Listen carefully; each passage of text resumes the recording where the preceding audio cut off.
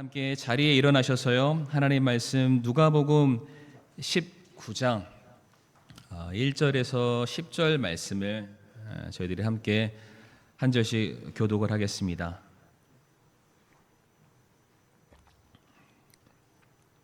누가복음 19장 1절에서 10절까지 말씀 한 절씩 교독합니다. 예수님께서 여리고로 들어가 거기를 지나가시더라.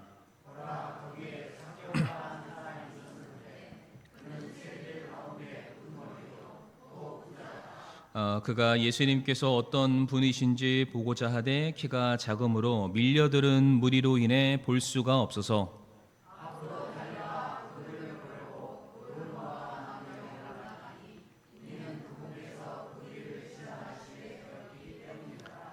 예수님께서 그곳에 이르사 위를 보시고 그를 보며 그에게 이르시되 삭개오야 속히 내려오라 오늘 내가 반드시 내 집에 머물러야 하겠노라 하시니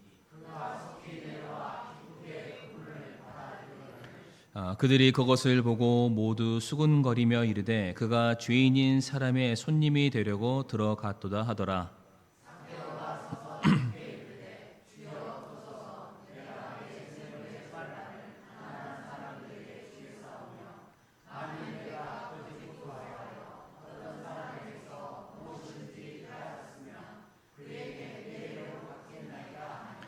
예수님께서 그에게 이르시되 그도 아브라함의 자손인즉 이날 구원이 이 집에 이르렀도다.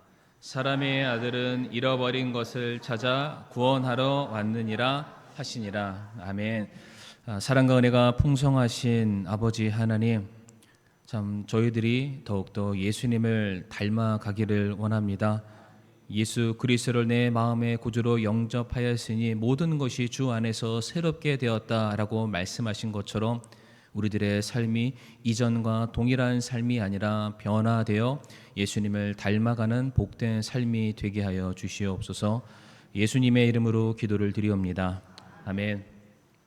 자리에 앉으시겠습니다. 오늘은 누가복음 19장 말씀 통해서 변화를 위한 첫 걸음 소 주제로는 삭개오가 돌 무화과 나무 뽕나무 위로 올라간 이유에 대해서 함께 말씀을 좀 살펴보도록 하겠습니다. 우리가 익히 잘 아는 본문이기도 합니다. 그러나 오늘은 우리가 잘 알지만 우리가 조금 더 이렇게 섬세하게 들여다보지 못했었던 그러한 부분들을 통해서 왜 삭개오가 돌 무화과 나무 위로 올라갈 수밖에 없었을까? 우리가 그 이유를 좀 살펴보도록 할 텐데, 이 시간 제가 삭개오가 누군지에 대해서 우리 성도님들에게 조금만 더 자세하게 설명드림으로써 오늘 본문 말씀을 좀 시작하기를 원합니다.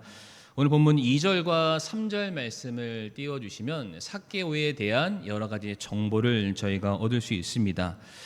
여기서 보게 되면은 삭개오의 직업을 우리가 알 수 있는데 삭개오의 직업은 세리였다라고 말을 하고 있습니다. 세리는 세금을 걷는 사람을 말하는데 이때 삭개오가 걷는 세금은 어떠한 세금이냐? 바로 로마를 위한 세금입니다.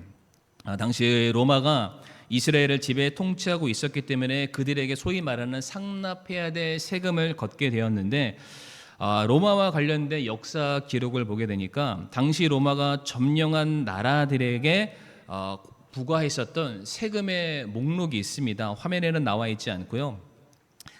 제가 전 조사한 게 한 7가지 정도 되는데 첫 번째로 걷었던 세금의 목록이 인두세라는 게 있다고 합니다. 그것은 무엇이냐면은 로마 제국에 소속되었다는 것을 인정하는 세금을 거두었다라고 말하고요.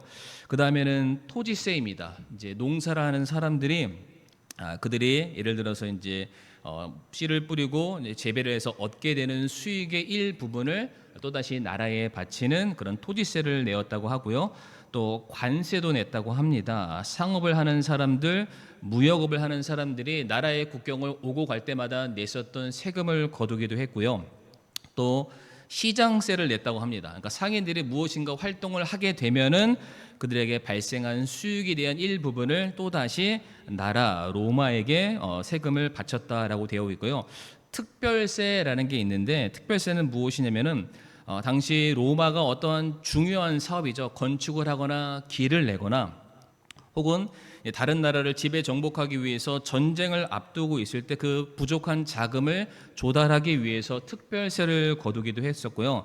또한 군사세, 그러니까 평상시에 그 많은 군인들을 유지하기 위해서 군대를 운영하기 위한 세금을 내었다고 합니다. 그러니까 제가 조사한 거는 이 정도인데 이거 외에도 굉장히 많은 종류의 세금을 부과했다라고 말을 하는데 바로 오늘 본문에 나와 있는 삭개오가 이와 같은 세금을 거두는 사람입니다. 그러니까 일반적으로 유대인들의 경우에는 성전세라는 걸 냈죠. 또한 그들이 유대인으로서 그들의 나라에 속한 어떠한 세금을 냈을 것입니다. 그러나 거기에 플러스 알파, 그들을 지배 통치하고 있는 로마를 위해서도 제가 앞서 언급드렸던 그 다양한 목록의 세금을 내게 되었다고 하는데, 우리나라의 세금도 내는 것도 버거울 텐데 남의 나라 세금까지 낸다? 이거 굉장히 백성들의 입장에서는 너무나도 큰 과중이고 부담스러운 일이었을 텐데, 이 일을 앞장서서 걷어들이는 삭개오가 다른 사람들의 눈에는, 성도님들, 뭐처럼 보였을까요? 매자로 시작합니다. 매국노처럼 보였겠죠. 그러니까 찾아가서 이거 세금 내, 분명히 돈을 냈는데 다음날 찾아와서는 또 다른 항목의 세금을 걷어가고 단순히 걷는 게 아니죠. 착취에 가까울 정도로 강탈해가는 그 모습을 바라보면서 아마도 사람들이 삭개오를 볼 때마다 손가락질하지 않았을까. 아유, 저 매국노, 로마의 앞잡이, 이런 얘기를 아마 하지 않았을까. 그런데 이 삭개오가 보니까 그 세금을 거두는 사람들 중에서도 우두머리라고 합니다. 얼마나 잔혹했는지를 알 수가 있죠. 어쨌든 사람들의 고열을 뺐는데 전문가가 됐기 때문에 그 세리들 중에 우두머리가 삭개오였다라고 말을 하고 있습니다. 그런데 2절 말씀 보게 되면은 그가 세리들 가운데 우두머리요 플러스 그가 부자라고 말을 합니다. 세리, 세금을 걷는 사람인데 이 일로 말미암아 그가 부자가 되었다. 뭘 말하는 걸까요? 원래 걷어들여야 될 세금보다 더 많은 것들을 과징해서 사람들에게 돈을 강탈했음을 알 수가 있습니다. 로마와 관련된 역사를 보게 되면 로마가 그들이 지배 통치하고 있는 그 나라의 세리들에게 일정 세금을 거둬들이라고 이제 요청을 하게 되죠. 그런데 그 세리들이 일정 세금을 바치기만 하면은 그 이상으로 세금을 매겨서 거둬가는 것에 대해서 터치를 안 했다고 합니다. 그래서 어떠한 사람들은 2배, 3배, 심하게는 10배 이상의 세금을 거두어 들여서 나라에도 바치고 자기가 또 다른 이제 인마이 포켓이라고 말하죠. 또 다른 자기의 주머니를 챙기는 그러한 사람들이 굉장히 많았다고 합니다. 그러니까 지금 이 상황으로 보건대 유대인들이 로마 관리자와 삭개오 세리를 봤을 때 누구를 더 많이 미워할까요? 로마 관리자가 있고 삭개오 세리의 우두머리가 딱 서 있으면은 그 유대인들이 두 사람을 바라볼 때 이 로마 사람이 싫을까요? 삭개오가 싫을까요? 두말할 여지가 없습니다. 이 삭개오가 너무나도 싫은 겁니다. 적어도 이 로마 군인들의 경우에는 그냥 다른 나라 사람이고 지배 통치니까 어쩔 수 없다고 하지만, 아니 지금 이 같은 동족들이 겪고 있는 그 아픔을 누구보다 더 잘 알 텐데 그런 나를 찾아와서 어제도 뺏어가고 오늘도 뺏어가고 내일도 뺏어가는 그 사람의 몰골을 정말로 꼴도 보기 싫을 정도가 아니었을까. 자, 그런데 우리가 또 다른 삭개오에 대한 정보를 찾아볼 수 있는데 3절 말씀 보면 너무 잘 아는 하나의 키워드가 나오는데 그가 키가 작은 사람이라고 말합니다. 이 키가 작다는 게 성도님들 이게 사람마다 다릅니다. 저도 키 큰 편이지만 만약에 제 옆에 서장훈이 있으면은 제가 작은 사람이 되겠죠. 그러니까 누구에 비해서 작다라는 이 작은 표현이 아니라 여기서 작다라는 것은 작은 것 중에 작은이라는 비교급 문장을 씁니다. 가장 작은 사람을 말합니다. 그런데 이게 의학 용어로 바꾸면은 뭘로 바꿀 수 있냐면은 외소증이라고 합니다. 외소증. 그러니까 키가 140cm가 되지 못한 성인들인 어떠한 사람들을 일컫는 말이 외소증인데, 물론 뭐 형태가 어떤지는 잘은 모르겠습니다만 분명한 것은 일반적인 사람과는 어떠한 차이점을 보이는 그런 작은 모습이 바로 삭개오의 키였다라고 볼 수가 있는데, 성도님들, 이것보다 더 중요한 게 뭐냐면 오늘 삭개오라는 이름입니다. 우리 삭개오 이름 많이 들어보셨죠? 자, 많이 들어봤는데 그 이름의 뜻을 아시는 분들이 계시나요? 이름의 뜻, 삭개오. 내가 뭘 살게요 말고요. 삭개오. 그 이름의 뜻이 순수입니다. 순수. 따라 볼까요? 순수. 흠이 없다라는 뜻입니다. 결격 사유가 없다는 뜻이고요. 부족함이 없다는 뜻입니다. 그러니까 삭개오라고 했을 때 그 이름의 뜻만 놓고 보면은 완벽에 가까운 사람, 모든 것을 다 갖추고 있는 사람, 요즘 젊은 사람들의 표현으로 따지면은 육각형에 가까운, 모든 분야에 있어서 가장 최상의 조건들을 다 가지고 있다라는 그 이름의 뜻이 삭개오입니다. 그런데 성도님들, 제가 앞에서 설명드렸던 삭개오라는 사람이 가지고 있는 외부적인 조건, 신체적인 조건을 말씀드렸죠.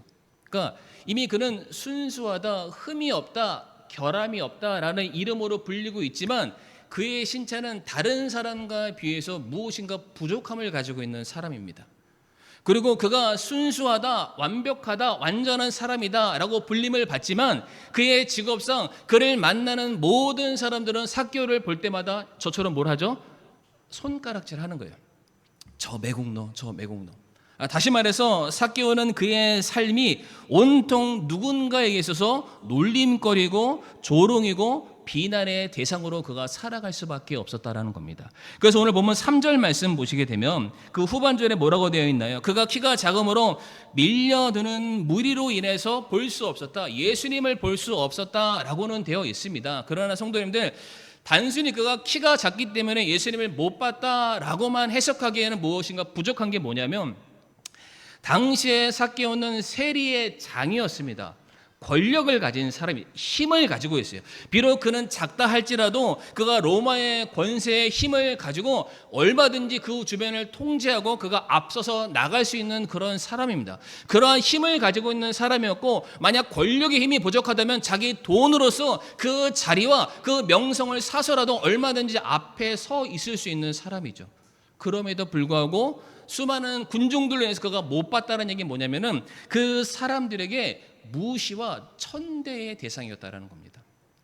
아무리 그가 돈을 많이 가지고 있고, 아무리 그가 권력을 가지고 있고, 아무리 그 뒷 배경에 로마가 서 있다 할지라도 그는 사람들에게 외면당하는 사람, 무시당하는 사람, 그 무리에 끼지 못하는 수치를 당하는 그러한 사람이었음을 알 수가 있습니다. 이와 같은 삭개오가 오늘 본문에 예수님을 만나게 됨으로 말미암아 그의 삶에 변화가 일어나게 되는데, 오늘 두 가지 측면에서 삭개오가 어떻게 변하게 됐는지 우리가 잘 아는 본문이지만은 한 번 더 깊이 있게 우리가 살펴보기 원하는데, 삭개오가 어떻게 변할 수 있었을까? 첫 번째로 관심이 아니라 진심이 변화의 첫 걸음이 되는 것입니다. 관심이 아니라 진심이 있어야만 그가 변화될 수 있다는 것이죠. 오늘 본문 3절 말씀을 다시 한번 띄워주시고요. 삭개오가 예수님이 오셨다라는 소식을 듣게 됩니다. 그래서 그 예수님을 보러 가게 되는데, 이 3절 말씀을 잘 보게 되면은 삭개오가 예수님을 만나고자 했던 그의 마음속의 관심은 갑작스러운 행동이 아니었습니다. 여기서 어떤 분이신지 보고자 하되라는 이 문장의 용법을 살펴보게 되면은 미완료 능동태라고 합니다. 어렵죠? 저도 어렵습니다. 다시 말해서 갑자기 생긴 게 아니라 어떠한 특정한 시기 때부터 삭개오가 계속해서 예수님에 대해서 생각하고 있었고 만나고자 애쓰고 있었던 상황이었음을 지금 말해주고 있습니다. 생각해보면 그렇습니다. 삭개오는 돈을 많이 가진 사람이었습니다. 나름대로 성공한 사람이었습니다. 힘을 가진 사람이었습니다. 키가 작음에도 불구하고 로마의 권력을 그가 뒷 배경으로 하고 있기 때문에 누구도 그에게 함부로 할 수 없는 그런 상황이었죠. 다 가졌어요. 남 부럽지 않은 그런 삶을 살았습니다. 그럼에도 불구하고 사람들 사이에 삭개오는 낄 수 없었습니다. 나는 살아있지만 사람들의 관계 속에서 마치 없는 사람 취급을 받은 거예요. 돈으로 해결되지 않습니다. 권력으로 해결되지 않습니다. 나라는 존재가 이 무리 가운데 삭제되어 있는 그 모습을 바라보면서 마치 자기 자신이 죽은 자와 같이 느껴진 거예요. 돈으로 안 되는구나. 권력으로 안 되는구나. 그러면 내가 가지고 있는 이 문제, 나는 내 이름이 순수함으로 불리는데 정말로 내가 순수해지기 위해서, 고결해지기 위해서, 결함이 없는 온전한 의인이 되기 위해서 내게 필요한 게 무엇일까? 고민하는 가운데 아마 예수님에 대한 소문을 들었던 것 같습니다. 그 예수님은 외면당한 자들을 찾기 위해서 오셨다라고 되어 있어요. 그 예수님은 병든 자를 고치기 위해서 오셨다라고 말씀하고 계시고요. 그 예수님은 죄인을 구원하기 위해서 오셨다라는 소문을 듣게 됩니다. 오늘 성도님, 오늘 본문 누가복음 19장 7절 말씀 한번 보시겠어요? 거기 뭐라고 되어 있냐면 사람들이 삭개오를 죄인이라고 부르고 있습니다. 그렇죠. 그러니까 삭개오가 안 거예요. 이 죄의 문제를 어떻게 하면 해결할 수 있을까? 바로 그 죄의 문제를 해결하기 위해서 낮고 낮은 이 땅에 오신 예수님, 내가 그분을 만나기만 한다면 내 삶의 문제가 해결될 수 있을 거야 라는 그 기대와 소망을 갖고 있었고, 언제나 오늘이나 예수님이 오실까 기대하고 있는 그 상황 가운데 예수님이 오셨다는 소문을 듣고 그 자리로 달려가고 있다는 것이죠. 자, 그런데 성도님들, 이제 삭개오가 예수님을 보려 했는데 키가 작아서 예수님을 만날 수 없었고, 그 예수님을 보기 위해서 나무 위로 올라갔습니다. 그러니까 우리가 흔히 이 말씀을 어떻게 들었냐면 키가 작으니까 올라갔다라고만 우리가 이렇게 말씀을 이해하기 마련인데, 제가 일부러 이 성경의 말씀의 그 깊이를 더 풍성하게 해드리려고 그 앞에 삭개오의 조건들을 말씀을 드렸습니다. 신체적으로 부족한 사람이었습니다. 그 부족한 것만으로도 이 무리 안에 속하지 못한 사람이었는데 세리로서 수많은 백성들의 세금을 갈취해서 매국노라는 소리를 듣는 사람이었습니다. 그래서 누구도 그를 환대해 주지 않았기 때문에 그가 무대 앞에 예수님을 만나러 가지 못한 그런 상황이었죠. 그가 그 예수님을 보기 위해서 나무 위로 올라갔습니다. 성도님들, 지금 삭개오는 자기의 모습을 사람들 앞에서 지금 들춰낸 거예요. 얼마든지 숨어서 다른 일들을 도모할 수 있는 그런 상황이지만 지금 삭개오는 예수님을 만나기 위해서 스스로 모든 내 주변에 있는 것들을 다 내려놓고 나무 위로 올라가서 예수님을 지금 보고 있다는 것이죠. 생각해 보세요. 지금 누군가가 지금 삭개오가 나무 위에 올라갔다는 것을 예수님을 제외하고 다른 사람들이 그 삭개오를 봤다면 사람들이 무슨 생각을 할까요? 저놈 딱 걸렸어. 딱 걸렸어. 아니, 평상시에 세금을 걷어들이는 상황이라면 로마 병사들이 뒤에 쫙 하고 있으니까 돈 내라, 뭐해, 얼마든지 힘 있게 어깨에 힘을 딱 주면서 말할 수 있을 그런 상황이지만 지금 이곳은 로마 병사는 없습니다. 수많은 유대인들만 가득 차 있는 그런 상황이고요. 그 유대인들이 나를 껴주지 않으니까 어떻게 해서든 예수님을 보기 위해서 나무 위로 올라갔는데 혼자 지금 올라간 거예요. 도간에 든 쥐입니다. 그 밑에 있는 사람들이 예수님을 딱 보고 있는데 누가 야, 여기 위에 삭개오가 있어 라고 하면 어떻게 해야 되죠? 밑에 있는 짱돌을 주워가지고 거기 위에다가 딱 던지면 그냥 관역이 되는 거예요. 그러니까 이게 단순히 삭개오가 예수님 보고 싶어 올라갔다, 여기에 플러스 알파 뭐냐면 올라갔는데 어떻게 올라간 거예요? 목숨 걸고 올라간 거예요. 거기 위해서 누가 끄집어 내리려고 하면은 키가 작고 왜소한 사람이잖아요. 어린 아이라도 그 다리 끄댕이를 끄잡고 내리면은 땅바닥에 떨어지고 사람들이 짓밟고 돌을 던지고 밖에 내 던져도 아무런 행동을 못하는 그런 상황입니다. 그런데 삭개오가 단 하나 일념, 내가 예수님을 만나야 되겠다. 내가 예수님의 얼굴을 봐야겠다. 내가 예수님을 만나서 내 삶의 문제를 어떻게 해서든 내가 좀 해결받아 봐야 되겠다. 그 심정 하나로 자기의 목숨을 걸고 나무 위에 올라간 것입니다. 성도님들, 제가 이 말씀을 묵상하면서 뭘 제가 많이 생각했냐면 과연 나는 나는 과연 예배를 드리는 상황이라든지 개인적으로 뭔가를 묵상하는 시간이 되었던지 간에 다 통칭해서 그냥 예배라고 표현을 했을 때 과연 나는 어떠한 마음으로 예수님을 만나고자 하는가? 나는 어떠한 마음으로 주님의 말씀을 듣기 위해 내가 그 발걸음을 옮기고 있을까? 성도님들 정말로 순수한 마음으로 예수님 만나십니까? 그냥 정말로 순수한 마음으로 아무런 그런 생각들, 아무런 욕심 그런 거 다 내려놓고 정말로 성도님들 순수한 마음으로 지금 예수님의 발 앞에 나와 계십니까? 아닌 경우들이 태반입니다. 마음은 원이지만 여전히 해결되지 않는 내 삶의 근심 걱정 다 그냥 끌어안고 정해진 시간이 됐으니까 그냥 앉아있는 경우들이 훨씬 더 많습니다. 예수님을 만나기 위해서 얼마나 많은 사람들이 거기에 운집해 있겠어요. 그냥 그 사람들 중에 하나인 거예요. 그냥 관심은 있는 겁니다. 호기심은 있는 거예요. 정한 시간 되니까 사람들이 몰리니까 그 자리에 있기는 합니다. 그러나 정말로 내가 그 자리에서 그 수많은 사람들을 다 아랑곳하지 않고서라도 내가 어떻게 해서든 예수님의 음성을 듣고 주님의 발 앞에 무릎 꿇고 앉고 자라는 그런 진심을 가지고 지금 이 시간 나오신 성도님들이 계십니까? 성도님, 중요한 건 예수님을 만났던 수많은 사람들이 있습니다. 예수님의 공생의 사역 가운데 예수님의 가는 곳곳마다 따라다녔던 수많은 인파들은 정말로 많이 있었습니다. 그러나 그 중에서 변화되거나 고침받은 사람은 적습니다. 누가 고침받나요? 누가 변화되나요? 진심을 가지고 주님 앞에 나아간 사람만 변화받습니다. 제가 몇 사람 소개해드리길 원하는데 성도님들 12회를 혈루병 앓던 여인 기억하시나요? 자기의 모든 재산과 모든 인맥을 동원해서 자기 병을 고쳐보려고 했는데 안 고쳐지는 거예요.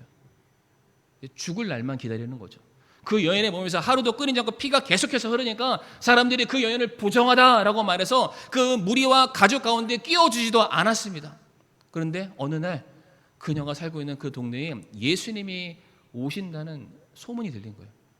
그 여인이 내가 예수님을 만나야지만 살겠다. 예수님을 찾아가죠. 근데 성도님들 아시죠? 그 여인이 어떻게 예수님을 만나러 간지. 부정한 몸으로 떳떳하게 수많은 인파를 뚫고서 예수님을 못 만나는 거예요. 그러니까 그 사람들의 모든 시선을 피한 상태로 낮은 포복으로 갑니다. 낮은 포복.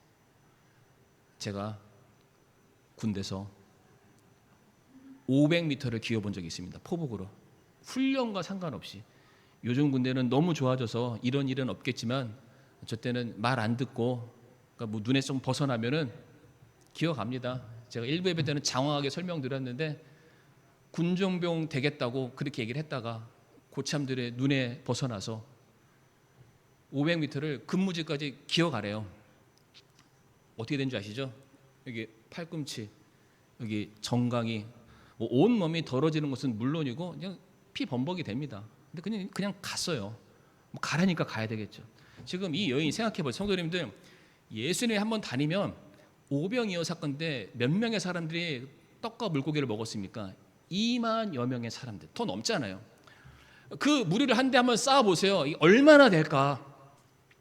그래서 뭐 일렬 종대로 따다다다닥 모인 것도 아니고 넓은 들판에 쫙 퍼진 그 사람들의 인파를 이 여인이 예수님을 만나기 위해서 낮은 포복으로 계속 기어갑니다. 수많은 사람들이 나를 짓밟고 온 몸이 만신창이가 그런 상황이지만 끝끝내 그 여인이 예수님의 옷자락을 딱 잡는 순간 주님이 그 여인을 보고 따라, 네가 오늘 나음을 얻었다, 구원받았다. 진심으로 다가가니까 변화된 거예요. 성도님들, 마가복음 10장 말씀 보게 되면은 그 소경 바디메오라고 있습니다. 그가 예수님이 오셨다는 소문을 듣게 됩니다. 듣게 됐을 때 부르짖는 거예요. 다윗의 자손 예수여, 나를 긍휼히 여겨 주시옵소서. 어딘지 모르니까 이쪽을 향해서도 눈을 감고 소리 지르고 이쪽을 향해서도 소리를 지르는 거예요. 다윗의 자손 예수여 나를 긍휼히 여겨 주시옵소서. 그 소리가 주변 사람들에게 얼마나 시끄럽게 들렸던지 48절 말씀 보게 되면 많은 사람들이 그에게 명령하여 그가 잠잠하게 하였으나, 이게 성도님들 젠틀하게 표현된 거예요. 그 사람의 입을 틀어 막은 겁니다. 제발 그 입 좀 다물어라. 틀어 막으면서. 근데 어떻게 해요?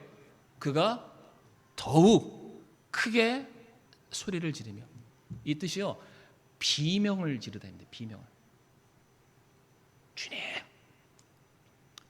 다윗의 자손 예수요, 주님이 내게 긍휼 베풀지 않으면 나는 오늘 죽습니다. 주님 긍휼히 여겨 주시옵소서. 그때 그의 눈이 고침을 받게 되죠. 하나 더 설명드릴까요? 성도님들, 수로보니게 여인 기억하십니까? 그리스에 살던 여인인데 자기 자식 고치겠다고 예수님께 찾아와서 제발 내 자식 좀 고쳐달라고. 그럴 때 예수님께서 그 여인을 처음 바라보시면서 꾸짖으세요. 내 자녀들을 위한 그 빵을 개한테 주는 게 합당하지 않다. 그 여인이 돌아갔나요? 아니죠. 네 주님, 제가 개예요. 개도 주인의 밥상에서 떨어지는 거 먹는 그런 긍휼함을 받으니까 주님, 제가 그 개예요. 제가 그 빵을, 그 떡이라도, 떨어지는 부스러기 은혜라도 제가 좀 받아 먹었으면 좋겠습니다. 그 자식이 고침을 받습니다. 손님, 누가 변화됩니까? 누가 고침을 받습니까? 누가 그들의 삶에 예수 그리스도로 말미암아 구원을 받습니까? 호기심으로는 안 됩니다. 진심으로 나가야 됩니다. 나무를 기어 올라가는, 내가 죽더라도 주님 만나고 죽자. 내가 기어가는 수치와 모욕을 당하더라도 내가 주님의 옷자락을 잡는 순간 나는 더 이상 이 세상 사람이 아니라 주님의 자녀라고 인정을 받죠. 내가 어떻게 해서든 목청이 찢어져라 소리를 외치면 내 다쳤던 눈이, 성도님들, 열리게 됩니다. 그리고 내가 스스로 저 개와 같은 사람이에요 라고 인정할 때 하나님의 자녀가 되는 은혜를 누리게 됩니다. 진심으로 나가야 돼요. 진심으로. 마가복음 9장 12절 말씀에 예수님께서 그것을 들으시고 그들에게 이르시되 온전한 자들에게는 의사가 필요 없으나 병든 자들에게는 필요하니라. 이 말씀의 배경이 지금 예수님이 바리새인들한테 하시는 말씀이에요. 바리새인들은 스스로 말씀 몇 구절 지켰다고 스스로 의로운 척하고 행동합니다. 난 다 했어. 나는 완전해. 나는 의로워. 예수님 따윈 필요 없다라는 거죠. 그러니까 그 예수님이 그 사람들을 바라보면서 그래, 온전하다고 착각하는 너희들에게는 의사가 필요 없어. 그러나 너희는 병들었고 너희는 그 병으로 말미암아 죽게 될 거야. 하지만 병든 자들에게, 어떤 사람들인가요? 나는 예수님이 필요합니다. 나는 고침을 받아야 될 사람입니다. 나는 병들었습니다. 나는 죽을 수밖에 없습니다. 라고 고백하는 그 사람들에게는 주님께서 그들에게 은혜를 주시고요, 구원해 주시고 치료해 주시는 놀라운 변화의 역사가 일어나게 된다는 것이죠. 다시 말씀드리지만 성도님들, 단순한 관심으로는 우리들의 삶이 변화되지 않습니다. 죽을 각오를 하고 예수님 만나러 나가야 됩니다. 어떻게 해서든 주님 옷자락을 붙잡는 심정으로 나가야 됩니다. 그리고 주님이 내 얼굴 좀 바라보시도록 간절히 부르짖어야만 합니다. 이러한 진심으로 나아가지 않으면 외람된 말씀드리고 죄송한 말이지만은 우리는 변화될 수 없습니다.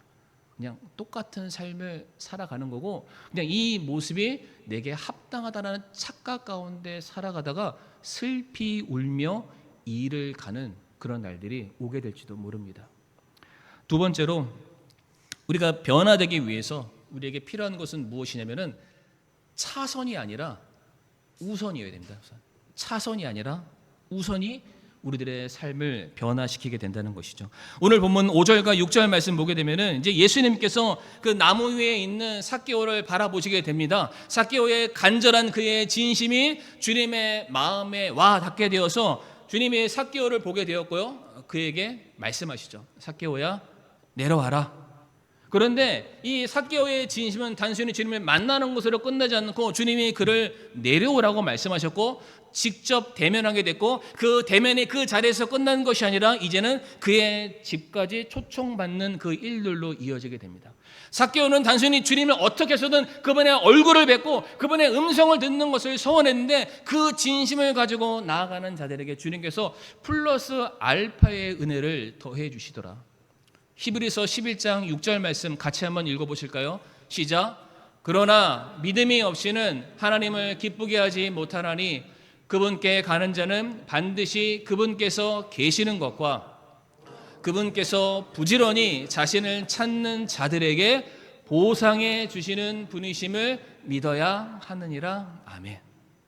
삭개오는 주님 얼굴 하나 보는 곳에 목숨 걸었는데 이제 주님께서는 그 믿음 있는 삭개오의 집 안에 들어가 그에게 구원을 주시는 놀라운 보상을 베푸시게 되죠.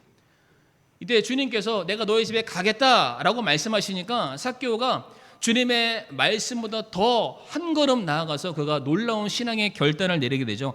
8절 말씀 보게 되면 삭개오가 서서 주께 이르되 주여 보소서 내가 내 재물의 절반을 가난한 사람들에게 주겠사오며 만일 내가 거짓 고소하여 소위 말해서 뻥을 친 거죠. 거짓말을 한 거예요. 어떠한 사람에게 무엇이든지 빼앗았으면 그에게 4배로 갚겠나이다. 그러니까 평상시에 삭개오가 다른 사람들에게 몇 배의 세금을 착취했는지를 우리가 알 수가 있습니다. 굉장히 많은 부가적인 세금을 그들에게 물렸고 이것으로 삭개오가 너무나도 많은 부를 가질 수 있는 그런 사람이 됐는데 삭개오가 말하는 거예요. 주님이 그에게 요청하지도 않으셨지만 삭개오가 말하기를 주님 일단 내가 절반은 다 내놓을 것이고요. 그다음에 일일이 내가 거짓 고소해서 그 사람들에게 빼앗았던 그 세금을 내가 4배나 다시 돌려주겠습니다. 그러니까 내가 완전히 내 재산을 다 탕진하겠다. 탕진이 맞는 말인가요? 내 모든 것들을 다시 이 사회에 환원을 하겠다. 나는 아무것도 없는 자로 내가 돌아가겠습니다. 라고 지금 고백을 합니다. 근데 제가 시간 관계상 따로 구절을 찾지 않았지만은 지금 삭개오 이야기가 누가복음 19장에 기록이 되어 있는데 그 바로 앞에 어떤 사건이 있냐면 누가복음 18장에 부자 청년 사건이 있습니다. 부자 청년 사건 아시나요? 모든 것을 다 지켰다라고 말하는 한 청년이 또 마침 그가 부자였습니다. 그가 예수님께 찾아옵니다. 예수님, 제가 무엇을 하여야 영생을 얻겠습니까? 제가 나면서부터 모든 율법을 다 지켜왔는데 아직 나에게는 영생이 없는데 주님 제가 무엇을 하여야 영생을 얻겠습니까? 그게 뭔지 나 알려주시면 그거 지켜서 저 영생 얻으랍니다 라는 한 청년이 나와요. 그때 예수님께서 그 청년에게 뭐라고 요구하신지 알고 계시죠? 네 소유를 팔아서 어려운 이웃들에게 나눠줘라.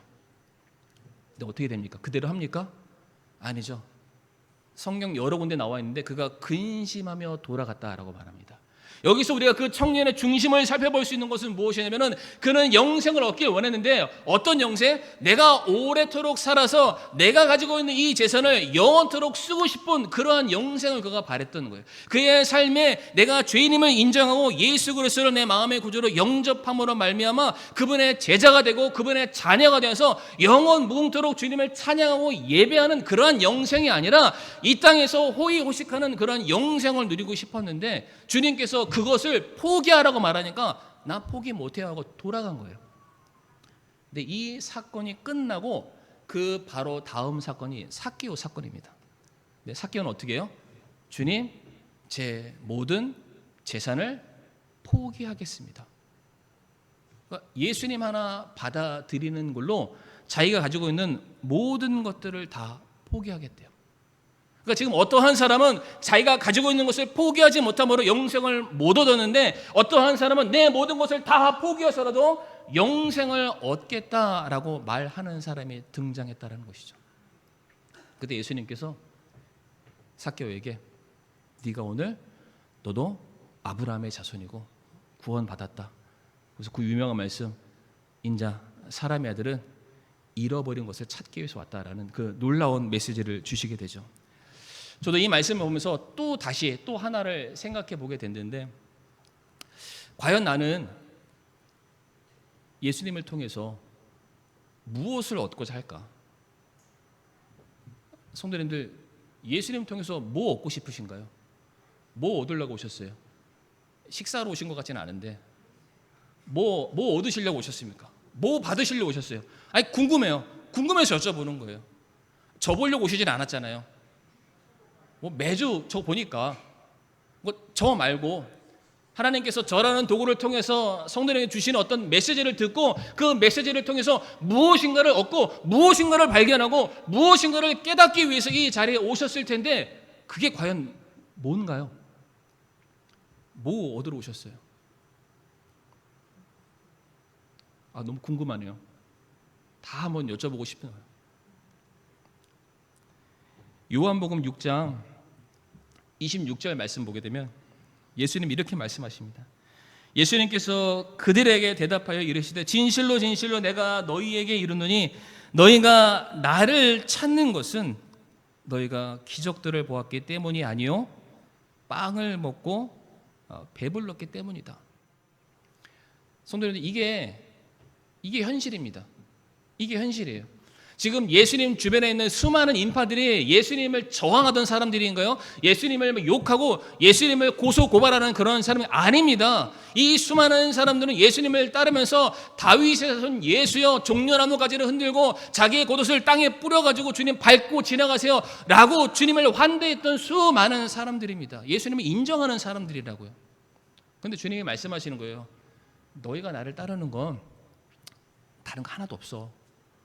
먹고 배불러서야. 나를 통해서 그 필요를 얻기 위해서 온 거지 나를 섬기기 위해서 온 것이 아니다. 그러면서 주님이 그 이후의 말씀을 쭉 보게 되면은 나는 이제 그러한 빵은 너희들한테 안 줄 거야. 너희들이 진짜 먹어야 될 빵은 먹고 내일 되면 또 다시 배고파질 그런 빵이 아니라 나, 하늘에서 내려온 영생하는 빵인 나를 너희들이 받아들여야 된다. 예수님께서 이렇게 놀라운 메시지를 전하셨는데 그 말을 들었던 사람들의 반응이 혹시 어떤지 아십니까? 잘 아시죠? 너무나도 무서운 구절입니다. 요한복음 6장 66절 뭐라고 되어 있나요? 많은 사람들이 돌아가고, 되게 중요해요. 다시는 그분과 함께 다니지 아니하였더라. 그런데 이 사건이 오병이어 사건 다음이잖아요. 오병이어 때 몇 명 먹었다고요? 남자만 5,000명, 계수하면은 2만여 명 이상인데, 이 산술적으로 계산하면 그때 당시에 예루살렘에 어떤 절기나 이런 게 되면은 10만 명, 20만 명 정도 되는 인파가 모였다라는 그런 조사들이 있습니다. 그러면은 적어도 예루살렘 현재 그 상황 가운데 10분의 2, 10분의 3 정도 되는 사람들 예수님이 가는 곳마다 따라다니는 거예요. 그렇겠죠?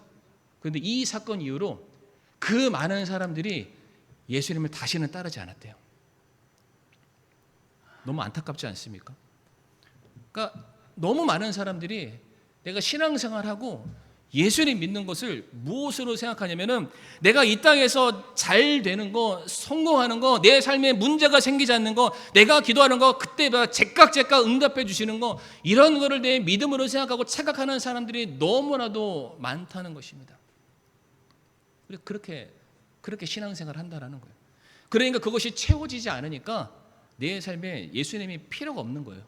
그러니까 예수님을 다시는 따르지 않았더라.